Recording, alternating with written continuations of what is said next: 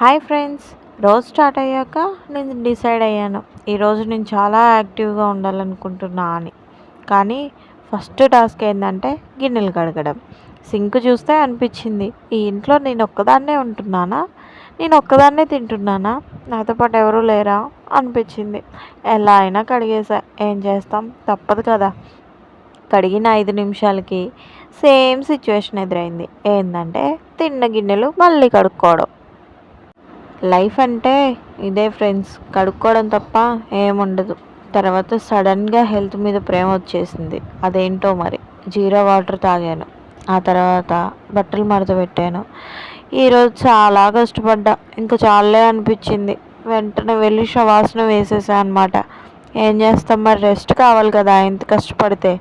మీరు కూడా ఇలా స్ట్రగుల్స్ అవుతారా, లేదా నేనే ఓవర్గా ఫీల్ అవుతున్నానా అని ఒక చిన్న అనుమానం అన్నమాట ఎక్కడో. ఇది డైలీ రొటీన్ కాదండి ఫ్రెండ్స్, మీకే చెప్పేది. ఇది డైలీ రొటీన్ కాదు ఫ్రెండ్స్, ఇది ఒక సర్వైవల్ స్టోరీ అన్నమాట. ఇంతకీ వీడియో నచ్చితే లైక్, షేర్, సబ్స్క్రైబ్ చేయండి ఫ్రెండ్స్ ప్లీజ్.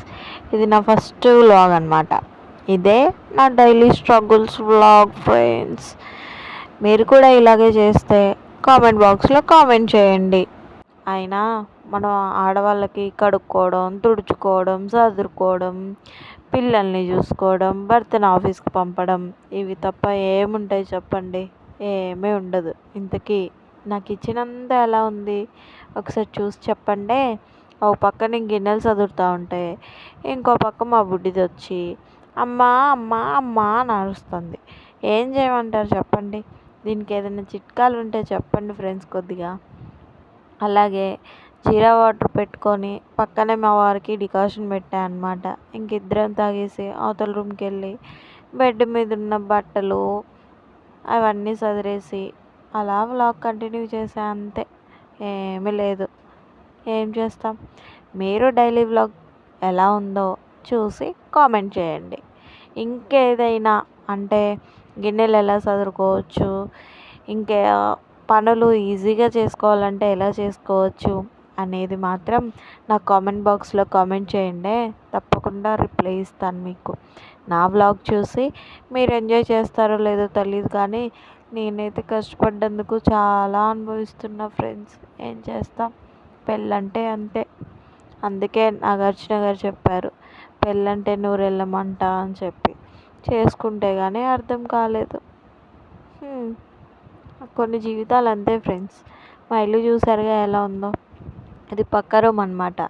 అసలైతే నిన్నే బట్టలు మడతేద్దాం అనుకున్నా, కానీ బుడ్డిది మడత నీళ్ళు, అందుకే అవి అలా పడేసి బీరో పక్కన పొద్దున మడతేయచ్చులే అని బద్ధకంతో పడుకొని లేచాక తెలిసింది, నిన్నే చేసుకొని ఉంటే బాగుండేది కదా ఈ పని అనిపించింది. అందుకే అంటారేమో పెద్దలు, ఎప్పుడు పని అప్పుడే చేసేసుకోవాలి అని చెప్పేసి. అది నాకు ఇప్పుడిప్పుడే అర్థమవుతుంది.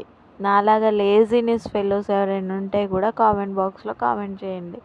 నేనైతే మస్తు బద్ధకిష్టురాలిని, చాలా అంటే చాలా బద్ధకం. తిన్న పళ్ళన్ని కూడా పక్కకు తీసేదాన్ని కాదు, చెయ్యి కూడా కంచంలోనే కడిగేసేదాన్ని. కానీ ఇప్పుడు ముడ్డి కూడా కడగాల్సి వస్తుంది ఫ్రెండ్స్. ఏం చేస్తాం, తప్పదు కదా మరి. కొన్ని కావాలంటే కొన్ని సాక్రిఫైజులు చేయాలి.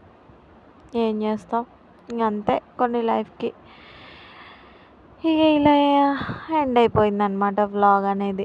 కొన్ని బట్టలే మడత పెట్టా, ఎందుకంటే వీడియో ఎక్కువ అయిపోతుందని. అంతే ఫ్రెండ్స్, బాయ్.